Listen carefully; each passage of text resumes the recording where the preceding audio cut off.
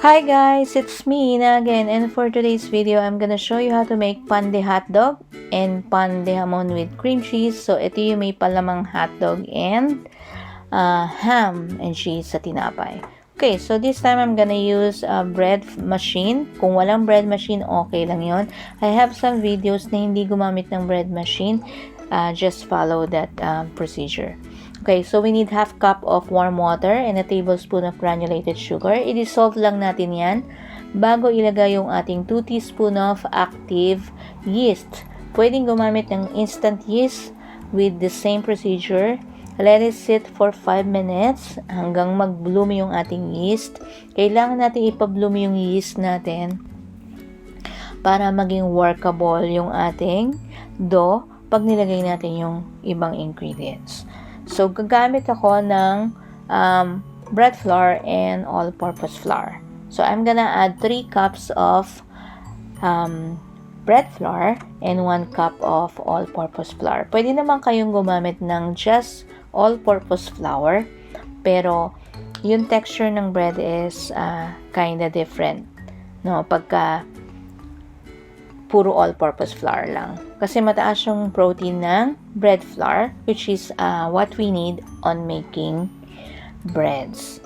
And then, gagamit din tayo ng 1 teaspoon of salt and half cup of granulated sugar and half cup of powdered milk. Gagamit din tayo ng 1 whole egg. And then, 4 tablespoon of shortening and half cup of warm milk. Ayan. Pwede naman din gumamit ng water kung ayaw nyo ng milk. So, yun ang isubstitute nyo. And then, i-mix lang natin siya all together. Yan. I-mix lang natin siya at saka natin siya ininid. So, maglalagay din tayo ng butter, no? So, pwede nyo yun ilagay right away while mixing all the ingredients. Pero ako kasi, hinuhuli ko yung paglagay ng butter at room temperature. So, pagka na-mix ko na all together, at saka ko lang inilalagay yung butter little by little. Ayan. Ayan ang kagandahan ng ating machine. So, you just have to throw everything together. Then, since siya na mag-work. Kasi, okay din naman ng by hand. Kaya lang nakakangawit sa kilikili or sa shoulder. So, if you don't have mahina ang inyong kamay sa pag-knead, you might as well do it sa machine kung may machine. Okay, ayan. As you can see, siya na ang nag-knead, yung machine na ang nag-knead, which is really good. You know? And then, after nang maging smooth na siya, nilalagay ko na siya yung butter at room temperature, little by little. So, i-wait lang natin siya hanggang maging smooth yung ating dough. So, it will take maybe 5 to 10 minutes kneading, you know. Just make sure na hindi lang tayo mag-over-knead. Okay, so if you notice that it's a little wet, no, just add a little amount of flour, no, just a little amount lang, and then just keep on kneading, you know, approximately 6 to 10 minutes of kneading in total. Ayan, and then mag-window pane test na tayo, just to make sure you knead, you know, the dough properly or strong na yung kanyang gluten. Ayan. So, to see if a dough passes the window pane test, just ililift lang natin siya. Lift natin a piece and then stretch it between 2 fingers. And then, pagka na-stretch na siya, it means it's ready. Okay, so let it rest for 10 to 15 minutes and then we're gonna work on the hot dog. So you can use any type of hot dog. So I'm using Hebrew National if you're here in the US. Okay, so because masarap siya, no? Okay. Okay, so steam lang natin siya ng mga at least 2 minutes, no? And then set aside.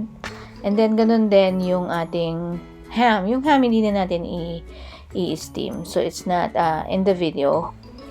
Okay, so after 15 minutes, we're gonna shape the dough. So cut into half. Since I'm gonna make 2 different types of bread na may palaman, which is hot dog and then ham.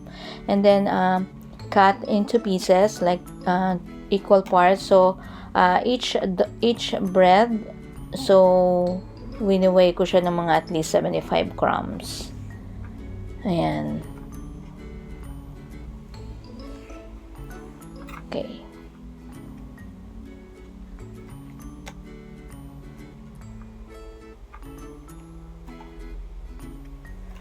And then after nyan, press it down, you know, para matanggal yung air bubbles, and then shape the dough into a ball like that.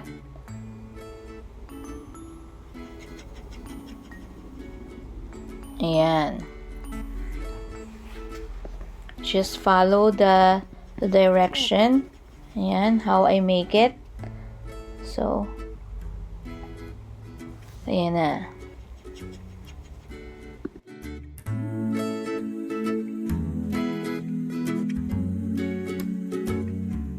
Okay, so when you're done shaping your dough, just cover with a piece of cloth or cover with a cling wrap for 10 minutes, and then we're gonna work on the palamans. Okay, so we have like a hot dog and ham here.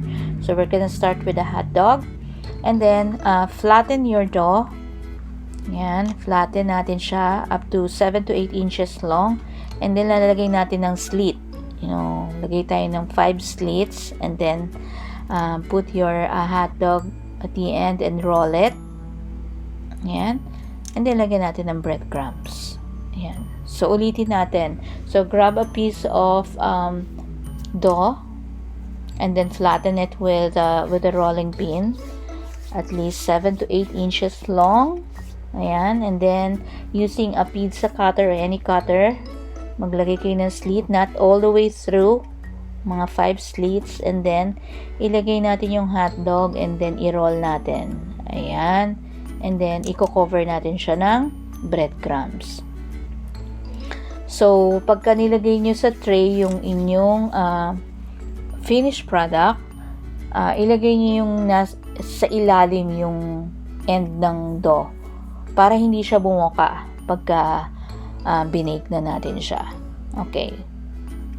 Okay, so ilay na natin sa baking sheet and then let it sit for 1.5 hours hanggang mag-rise siya, no? Hanggang mag-double ang size niya. Okay, so let's work on the other one, yeah, the ham and cheese. Okay, so the same thing.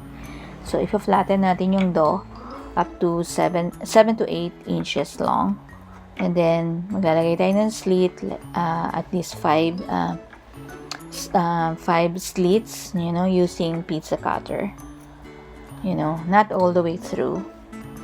And then add your cooked ham, like at least 2 pieces. Ayan. Bibili niya sa supermarket. Ayan. So, itong ano na to, plain lang siya. Hindi ko nilagyan ng cheese. And then, lalagay na natin yan sa breadcrumbs later on. So, ito naman, so I use 2 different types of cheeses. So, I use one with cream cheese and the other one is yung ating Eden cheese. Okay. So, kailangan yung cream cheese, pag nilagay nyo, at room temperature para workable siya pagka ni-roll nyo. Then, i-roll nyo sa breadcrumbs ulit. And then, ito naman yung other type of cheese, which is the Eden cheese. So, pagka in-slice nyo yung Eden cheese, slice it very, you know, in a thin lang siya, manipis. Para ma-roll nyo ng maigi yung ating dough. Okay, so lagay nyo rin, i-cover nyo ulit ng breadcrumbs. Yan. So, ilagay nyo rin yung end dun sa ilalim para hindi bumuka pag binake nyo. Okay, so ayan, after 1.5 hours, nag-double na yung size ng ating dough with hotdog. Ayan. So, i-bake na natin siya sa 350 degrees Fahrenheit, 18 to 20 minutes until golden brown. Okay, so ayan yung ham. Ganun din. Okay, so ayan ang ating freshly baked pan de hotdog. Isn't it nice, diba? Very appetizing. Okay, so makakakita naman kayo niyan, yung may mga pretzels sa may hotdog. So, eto, kung ayaw yung lagyan ng breadcrumbs, you can add egg wash, no? Pero mas maganda kasi yung pandesal, di ba, nilalagyan naman natin ng hotdog and then ham. So, ayan. Ito naman yung ating freshly baked ham. Ayan. So, yung sa kabila naman, ayan yung hotdog. Tinitikman ko na siya. It's really good, especially with this type of hotdog. Ayan. So, I hope you like the video for today. My video for today. So, I hope na meron kayong nakuhang idea, And, pwede itong pambaon or pwede nyo itinda. Okay, so thank you guys for watching, and please like and subscribe, and God bless, and always remember home cooked mothers. Okay, thank you.